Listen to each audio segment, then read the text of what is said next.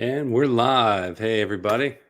How are you today? Nice to see you, or hopefully nice to see you. You can see me. Yeah, the new streaming I'm still getting used to, but appreciate everybody that's watching and joins in. Today, the thing that's been on my mind the mostly because we sold out of our very popular gummies, and people love them. They're a certain convenience to them. You can travel with them. They're easy. They're not, people are familiar with them, and they're somewhat popular, the gummies. So we sold out. But the good news is there's a new batch we will be taking delivery of on Monday. And we've been tinkering in the lab. So we have something new for you to try. I hope you guys like it. Different flavors, a little bit more potent. So looking forward to getting feedback from everybody. But it raises the question, because it is so individualized, the use of CBD. I'm really curious of what method you prefer to take CBD. Um, I prefer tinctures, and I can also tell you why.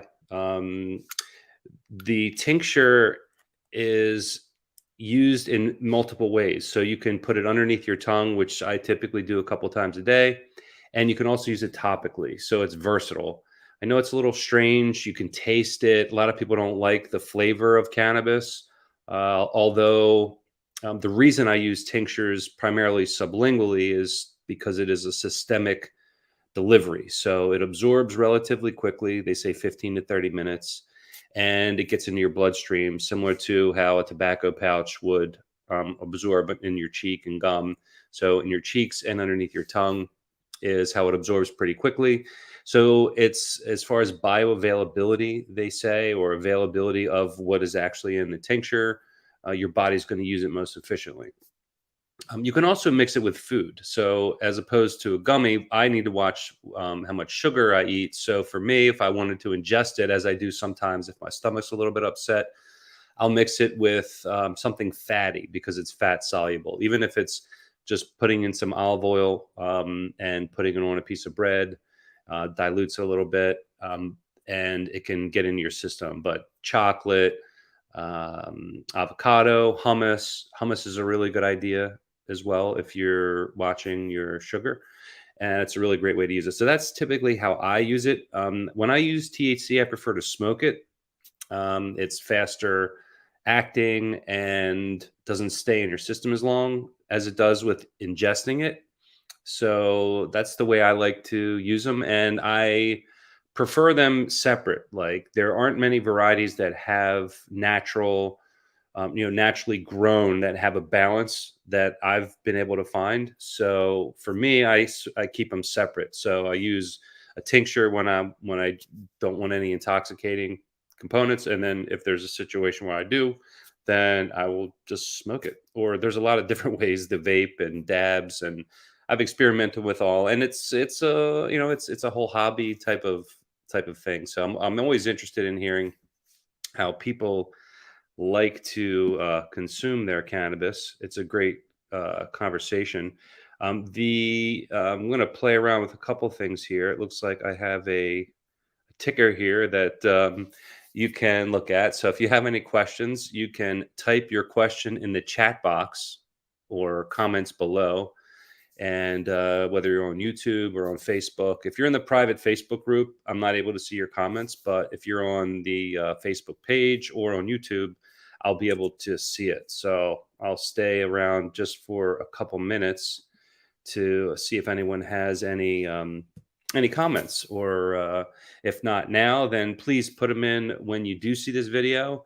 It also helps us with new products. Now there is we don't do any vape products, so we won't be producing any vapes. But I'm curious if anyone is interested in the actual flower that we get, and this is from our farmer partner in Western Maryland, where we get all our extracts, all the flower from our extracts from. And let's see if we can get that to focus here. Um, Not the best picture. I probably need some more light, but if you wanted to try the buds or flower to smoke. I'm curious if anyone would like us to put in there. Also, pre rolls. I know when it's already rolled up in a joint, we used to call them joints. Now they're pre rolls. If it's already rolled, it's easy to take on the go. So if anyone's interested in that, really curious to see what you use and why you use it. So and that's it. That's it. So appreciate everyone, and we're going to be bringing to you daily information about understanding CBD. So that would include anything related to the reasons why people would use CBD, because understanding it, understanding why people use it, is probably the most important. It's not just because normally there's a reason why people would want to use it and you would want to use it. And that's what we're going to talk about. And all different types of reasons why, how to use it, different opinions, and anywhere from how it's created, the supply chain, how it's processed, how it's consumed, and opinions all around that. So I'm really excited to bring you this content. I think that most people don't have the time to dig into the details as I have over the past 5 years specifically, but then even before then, learning about it. So happy to share, answer questions, and everyone have a fantastic evening, day, wherever you are. Thanks for tuning in. And there we go.